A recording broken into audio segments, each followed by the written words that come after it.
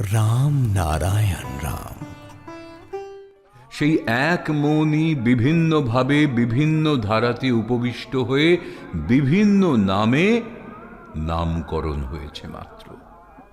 একটি নামেই মন অভিহিত হতে পারে, কিন্তু মন বলছে তা হতে পারে না। তাহলে আমার যে এত ক্ষমতা আছে সেটা যে প্রকাশ পায় না, তার নিজের ক্ষমতাকে প্রকাশ করবার জন্যে, মানে শুধু আত্মপ্রশংসা করবার জন্যে নয়, প্রকারান্তরে নিজের স্বরূপকে স্বরূপত্বে আনার জন্যেই মন সব সময় একটা ব্যস্ততার প্রকাশ করছে। এই ব্যস্ততার প্রকাশটা মনের চাঞ্চল্যের অবস্থা নয়, এটা হলো প্রকৃতির ধারাবাহিক ধারা অনুযায়ী সে, অর্থাৎ মন, শুধু বয়ে যাচ্ছে।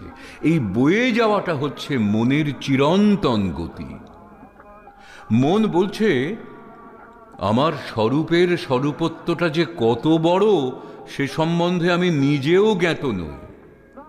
সুতরাং ওটাকে আমার জ্ঞাত করতে হলে আমার ওটাকে রূপে রূপান্তরিত করতে হবে, এবং প্রতি রূপের অনুপরমাণুর যাবতীয় সূক্ষ্ম বিন্দুর ভেতর আমি আমার মনকে নিয়ে সব সময় প্রবিষ্ট হই।